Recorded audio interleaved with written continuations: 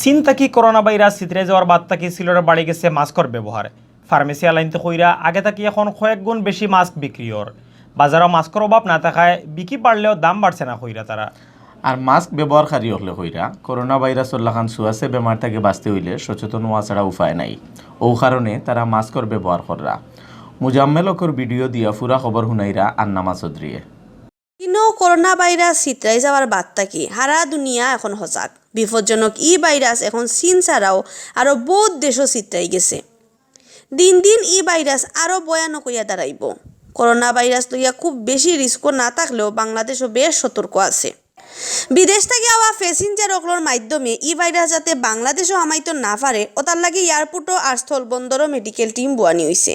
চীন থেকে ইন্ডিয়া পর্যন্ত করোনা ভাইরাস ছিটরাই যাওয়ার বাদে সিলেটের মানুষের ভিতরেও কিছু ডর হামাই গেছে।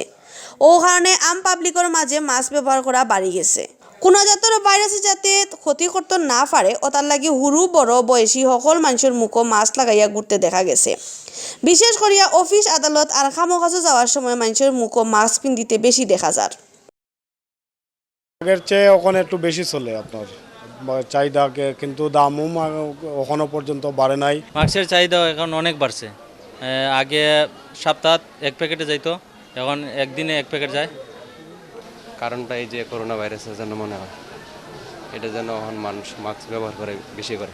আমরা শুনছি যে ইন্ডিয়াতে ঢুকেছে, এখন আমাদের বাংলাদেশে মানুষ অনেক আতঙ্কিত আছে। আর এর মধ্যে কি অনেক মাস্কের চাহিদাটা বেশি হয়েছে।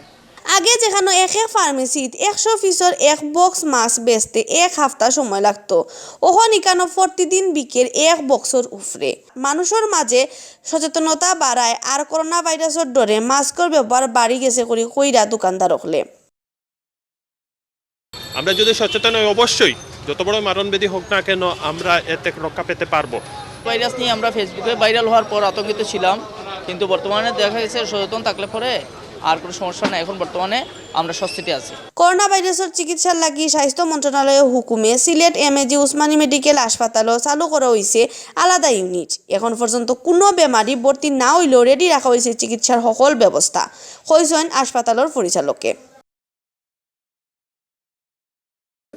আমরা 5 বেডের জন্য একটা কর্নার রেডি করতে বলছে।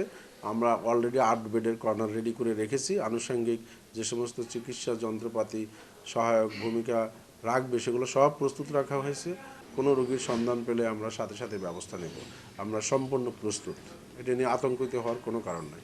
মাস্ক ব্যবহারও খালি সুয়াসে বেমার নাই, মাস্কে দুলবালি তাকিও বাঁচায়, ফুসফুস আর শ্বাসকষ্ট বোধ জাতর বেমার আজার তাকিও বাঁচায়। মাস্ক ব্যবহার করলে বোধ জাতর বেমার তাকি বাঁচিয়ে থাকা যায় করে কইরা ডাক্তার হলে।